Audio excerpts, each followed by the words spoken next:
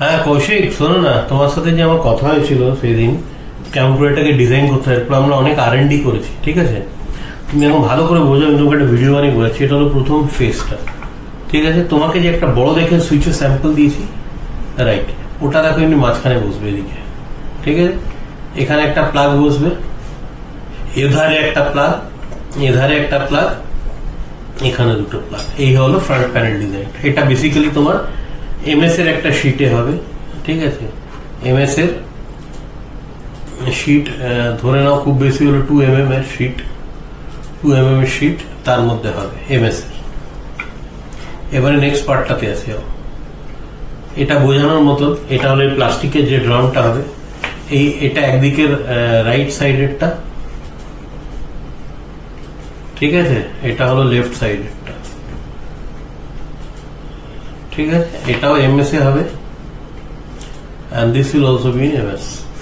এটা হলো প্লাস্টিকের যে ড্রামটা, বেসিক্যালি রিল, এটাকে স্পুল বলে, প্লাস্টিক স্পুল। এটা হলো স্পুলটা।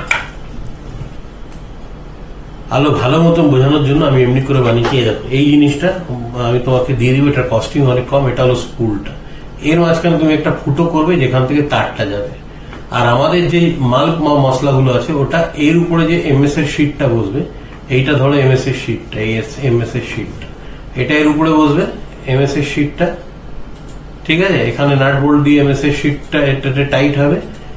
আমাদের যে মেটেরিয়াল গুলো আছে, এটা ভেতরে এমনি করে ইনসার্ট হয়ে যাবে। That is the whole thing. এরকম সিম্পল। এটাতে আমি ভালো করে বোঝাচ্ছি। MS এর শিটটা এর উপরে বসে গেল, এখানে একটা নাট, এখানে একটা নাট, এখানে একটা নাট, এখানে একটা নাট, ঠিক আছে?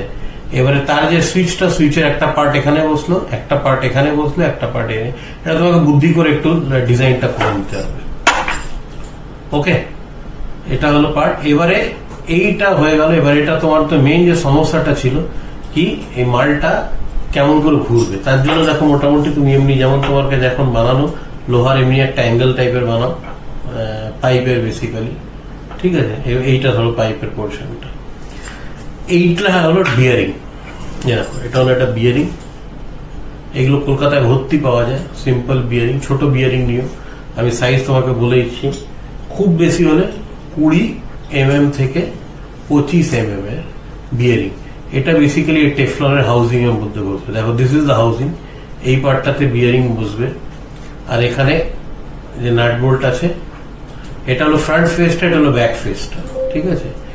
এই যে পোর্শনটা আছে বাইরের, এটা তোমার এই ধারটাতে লেগে যাবে, এই ধারটা, এই ধারের মধ্যে এটা লেগে যাবে। That is it. ওটা গোল গোল করে ঘুরবে। That is the whole thing, ঠিক আছে? খুবই সহজ, তোমাকে কিছু করতে হবে না। তোমাকে খালি এই যে পার্টটা আছে, এই পার্টের মধ্যে একটা এমনি রড জাতীয় কিছু একটা দৌড়াতে হবে, ছোট। এবার রডটা কিন্তু এর থেকে ছোট হবে। রডটা এই যে পার্টটা আছে, এই যে লোহার পার্টটা, একদম একটা ছোট ফুটো করো, ঠিক আছে? এইটার ফুটো হলো ভাবো 50 mm, এইটার তুমি ফুটো করো 25 mm, ঠিক আছে? এর মাঝখান থেকে যে রডটা পার হবে, তাতে এই বেরিং এর হাউজিংটা বসে যাবে, আর এটাতে ফিক্সড হবে। This is the whole thing, ঠিক আছে? বুঝিয়ে দিয়েছি। আরো যদি কোনো অসুবিধা হয় তো আমরা গুগল মিটে বসে এটাকে ক্লিয়ার করতে পারি। Thank you.